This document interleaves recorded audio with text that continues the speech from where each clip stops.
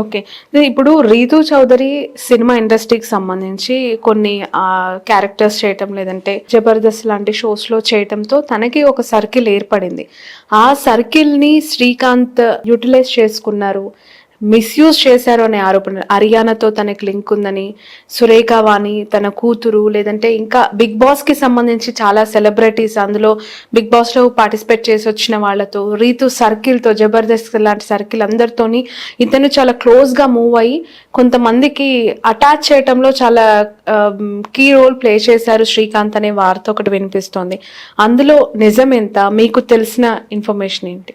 అంటే నేను కేసు పరంగా మాట్లాడగలను కానీ ఇందులో మిగతా లేడీస్ అందరినీ ఇన్వాల్వ్ చేసి నేను చెప్పాలనుకోవట్లేదండి. ఎందుకంటే అది అవుట్ ఆఫ్ సబ్జెక్ట్. జనాలు ఏమనుకుంటున్నారు అనేది మనకి రకరకాలుగా అనుకుంటూనే ఉంటారు అనుకునేవాళ్ళు. వాళ్ళ మధ్య ఏదన్నా పార్టీస్ కానీ లేకపోతే అలా వెళ్తే వెళ్ళుండొచ్చు, బట్ దానికి కేసుకి సంబంధం లేదు కదా. బట్ మీకు తెలుసు అని నాకు అర్థమైంది. ఎందుకు అనంటే నిన్న మీరు ఇచ్చిన ఒక ఛానల్లో కూడా ఎక్కడో ఇండైరెక్ట్లీ ఈ విషయాన్ని దాటవేసినట్టు నాకు కనిపించింది. అందుకే నేను మళ్ళీ రిపీటెడ్ గా మిమ్మల్ని క్వశ్చన్ అడుగుతున్నాను. డైరెక్ట్ గానే చెప్తున్నానండి. యాక్చువల్ గా నేను సింగార్ కేసుకి యాంటిసిపేటరీ బెయిల్ వేసిన అడ్వకేట్ ని. అండ్ వీళ్ళిద్దరూ కామన్ గా తెలిసిన వ్యక్తులు. ఎవరు? శ్రీకాంత్ అనే వ్యక్తి తెలుసు రీతు చౌదరి ద్వారా.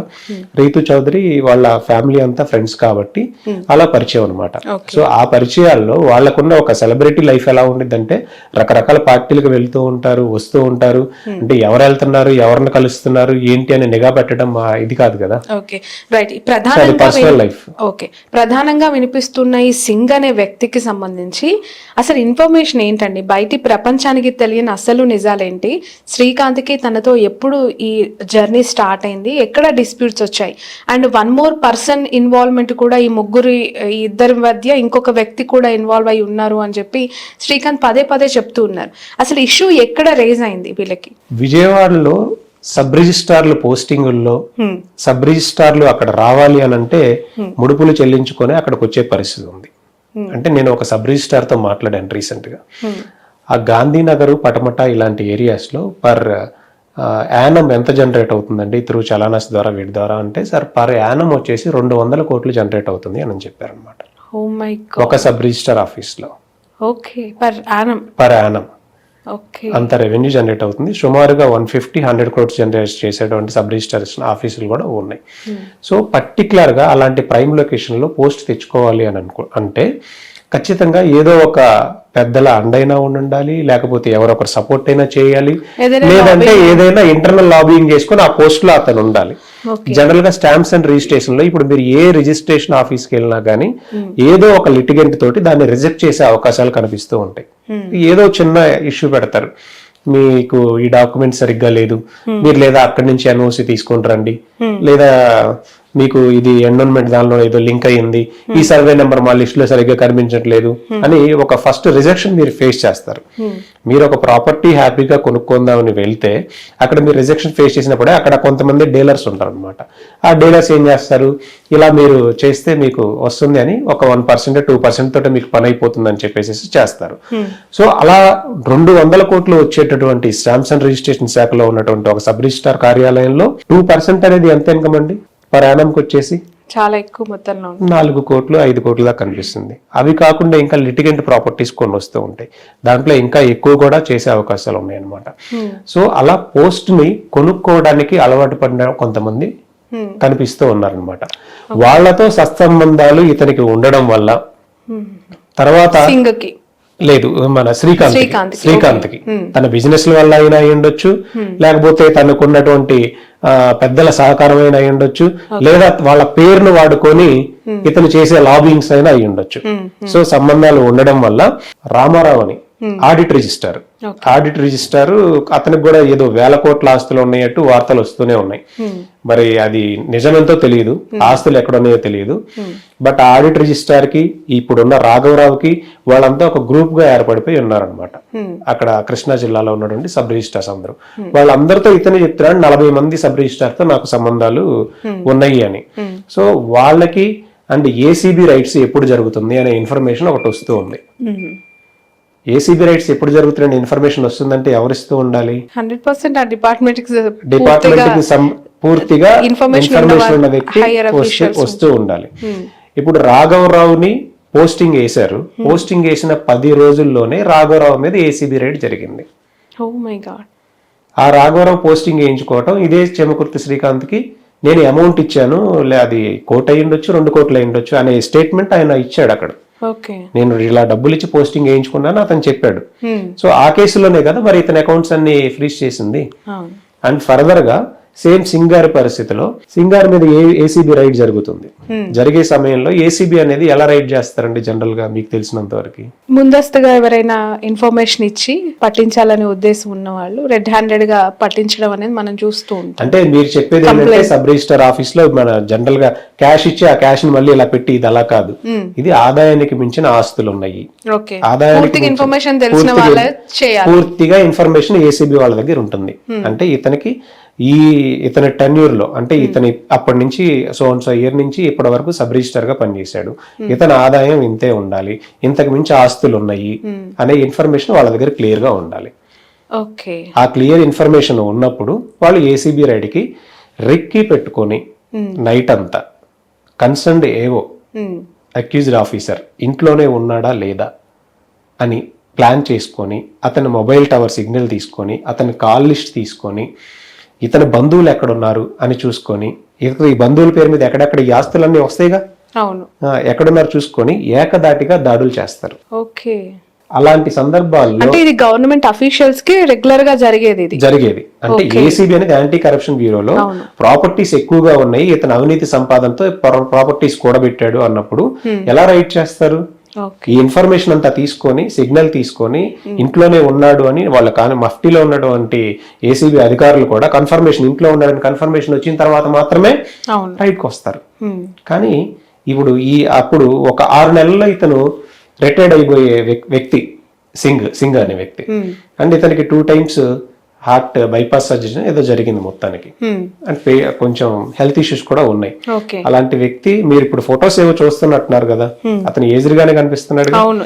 సో ఇంతమంది 20 మంది ఏసీబీ అధికారులు వలపన్నితే దాని నుంచి తప్పించుకొని పారిపోగలడా? ఛాన్స్ ఉందా? అంటే ఇన్ఫర్మేషన్ ఉంది. ఎవరిచ్చారా ఇన్ఫర్మేషన్? చేమకుర్తి శ్రీకాంత్ అనే వ్యక్తి ఇన్ఫర్మేషన్ ఇచ్చాడు. ఇతనికి ఎక్కడి నుంచి వస్తుంది ఇన్ఫర్మేషన్? ఐదర్ ఏసీబీ అధికారుల నుంచైనా అయి ఉండాలి, లేదా ఇతనికి ఏదైనా సంబంధాలు ఉన్న వ్యక్తుల నుంచైనా అయి ఉండాలి. అది ఎవరిచ్చారు అనేది he has to say. Chemakurthi Srikanth చెప్పాలి. అతన్ని విచారిస్తే తనకి ఎవరిచ్చారు ఇన్ఫర్మేషన్ ఆ రోజు అనేది తెలుస్తుంది. సో ఆ టైంలో అక్కడి నుంచి హైదరాబాద్ తీసుకొని వచ్చి అండ్ నేను అడ్వకేట్ గా ఉన్నాను నా దగ్గరికి తీసుకొని వచ్చారు. అంటే ఆ టైంలో రీతు చౌదరి గారు మా అపార్ట్మెంట్ లో ఉండడం వల్ల ఒకప్పుడు సో ఇతను కూడా మ్యారేజ్ సమయంలో నాకు తెలిసినందున నేను అడ్వకేట్ కాబట్టి నా దగ్గర తీసుకొని వచ్చారు. అతనికి యాంటిసిపేటరీ బెయిల్ వేసాము, లోయర్ కోర్టులో రిజెక్ట్ అయింది అండ్ హైకోర్టులో వేసాము. ఈ సమయంలో ఇతను గోవాకి తీసుకొని వెళ్ళాడు చేమకుర్తి శ్రీకాంత్. గోవాలో అతను ఉంచిన తర్వాత ఇతను ఎలా చెప్తున్నాడు, నాకు పెద్ద పెద్ద వాళ్ళతో సంబంధాలు ఉన్నాయి, ఆ సంబంధాలు ఏంటో సింగ్ గారికి కూడా తెలుసు కాబట్టి నేను ఏదన్నా లాబింగ్ చేసి మీకు ఎలాగో కలా నిన్ను బయటకు తీసుకొని వస్తానని చెప్పి అక్కడ అతని దగ్గర సుమారు ఒక 70 నుంచి ఒక 1 CR వరకు అమౌంట్ తీసుకోవడం జరిగింది చేమకుర్తి శ్రీకాంత్. ఆ అమౌంట్ తీసుకున్న తర్వాత అతను ఎలాంటి హెల్ప్ చేయకుండా వదిలేశాడు సింగార్ని. వదిలేసినప్పుడు మరి సింగార్ ఊరుకుంటారా? ఈయనకి సంబంధించిన రిజిస్ట్రేషన్లు అన్నీ ఎవరు చేశారు? సబ్ రిజిస్టర్ సింగారే చేశారు. ఈయనకి సంబంధించిన డాక్యుమెంట్స్ కానీ ఎక్కడెక్కడ అసెట్స్ ఉన్నాయి కానీ ఎవరి దగ్గర ఉండేది ఇన్ఫర్మేషన్? శ్రీకాంత్ దగ్గర. ఆల్వేస్లీ సింగ్ దగ్గరే ఉంటుంది. రిజిస్ట్రేషన్ చేసింది సింగ్ కదా. అంటే శ్రీకాంత్ కి సంబంధించిన ప్రాపర్టీస్ అన్ని కూడా ఎక్కడెక్కడ ఉన్నాయనే ఇన్ఫర్మేషన్ సబ్ రిజిస్టర్ కాబట్టి ఈయన దగ్గర ఉంది సింగార్ దగ్గర. సో ఈయన ఏం చేశాడు 1 year తర్వాత ఈయనకి జరిగినదంతా ఇప్పుడు ఆయన జరిగిన నష్టాన్ని చూసుకున్నాడు. 1 కోటి రూపాయల నష్టం జరిగింది. దానితో పాటుగా ఆయన ప్రాపర్టీస్ అన్ని సీజ్ చేశారు. ఎప్పుడైతే తప్పించుకున్నాడో నిజంగా ఆ రోజు దొరుకుంటే చాలా బెనిఫిట్ అయి ఉండేదేమో. దొరకకపోవటం వల్ల ఎంత నష్టం జరిగిందంటే ఆ రోజు దొరుకుంటే ఉన్న ఇన్ఫర్మేషన్ ఏంటి? ఎఫ్ఐఆర్ లో ఏం రాశారు? ఈయనకి ఆదాయానికి ఓన్లీ 1,20,00,000 మాత్రమే ఉండాలి ఇతని ఆదాయం ఓవరాల్ గా ఈ టెన్యూర్లో. కానీ 1,80,00,000 ఉంది, అంటే 60 లక్షలు ఉంది. దాన్ని దొరుకుంటే 60 లక్షలు చక్కగా ప్రూవ్ చేసుకొని బెయిల్ మీద బయటకు వచ్చి మళ్ళీ జాబ్ చేసుకుంటూ ఉండేవాళ్ళు. ఇప్పుడు తప్పించడం వల్ల ఏమైంది? ఏసీబీ అధికారుల్లో పైన ఉన్నటువంటి వ్యక్తుల ఈగో హట్ అయిందిగా. నెక్స్ట్ ఈయన మీద ఏసీబీ రైడ్ చేయడానికి రామారావు అనే వ్యక్తి 2 కోట్లు ఇచ్చాడని ఒక అలిగేషన్ ఉంది. ఇన్ని ట్విస్టులు ఉన్నాయి దీంట్లో. ఆ రామారావు ఎవరు? Audit register. ఓకే, ఈ ఎలిగేషన్ వల్ల ఇదంతా ఒక లింక్ ఉందన్నమాట దీనికి. అదే ట్రయాంగిల్ స్టోరీ లాగా సింగ్, శ్రీకాంత్, రామారావు ఈ ముగ్గురు చుట్టే రామారావు, రాఘవరావు వీళ్ళ మధ్య అక్కడ ఉన్న సబ్ రిజిస్ట్రార్ల మధ్య అధికారుల మధ్య మాత్రమే నడుస్తూ ఉందన్నమాట. సో ఇతను తప్పించాడు. అప్పుడు దొరకకుండా తప్పించుకోవటం వల్ల ఏసీబీ అధికారులు పై ఆఫీసర్స్ కి కంపల్సరీగా వాళ్ళకి ఇది ఎలా ఉంటుంది అంటే ఒక ఛాలెంజ్ లా ఉంటుంది అనమాట. ఓకే, ఏసీబీ రైడ్ జరిగితే ప్రెస్ డైరెక్ట్ గా అడుగుతారు. 20 మంది ఏసీబీ అధికారులు దాడి చేస్తే ఏకదాటిగా ఇంటి మీదకి వస్తే ఇంట్లో నుంచి అతను పారిపోవడం ఏంటి? ఏం రాశారు? అబ్స్కాండెడ్ అని రాశారు. ఎలా తప్పించుకుంటాడు? నిజమే, తప్పించుకునే ఛాన్సే లేదు కదా. మరి ఈ క్వశ్చన్ ఎందుకు అడగట్లేదు ఎవరు? అంత రిక్కీ చేసి ప్లాన్ చేసి సెల్ ఫోన్ సిగ్నల్ తీసి ఇంత ఉన్నప్పుడు అండ్ కన్ఫర్మ్డ్ గా అతను ఆ రోజు ప్రెస్ మీడియా ముందుకు వచ్చి చెప్పాలన్నా సరే అక్యూజ్డ్ ఆఫీసర్ పారిపోయాడని ఎలా చెప్పగలరు అసలు అంత ప్లాన్డ్ గా చేసినప్పుడు? సో వాళ్ళు ఈగోకి వెళ్ళిపోయి ఇతని ప్రాపర్టీస్ ఎక్కడెక్కడ ఉన్నాయి అంటే కొల్లూరులో కొన్ని దేవాలయాలు కట్టించాడండి. శ్రీకాంత్ కాదు, సింగ్ గారు. Okay okay. ఆ దేవాలయాలు శిథిలావస్థలో ఉన్నప్పుడు ఈయన ఒక ట్రస్ట్ ఓపెన్ చేసి ఆ ట్రస్ట్ ద్వారా దేవాలయాలను కట్టించాడు. ఆ దేవాలయాలకి ట్రస్ట్ అకౌంట్ ఉంది. ఆ ట్రస్ట్ లో ఉన్నటువంటి సభ్యులు ఉన్నారు. విరాళాల రూపంలో సేకరించినటువంటి బుక్స్ ఉన్నాయి.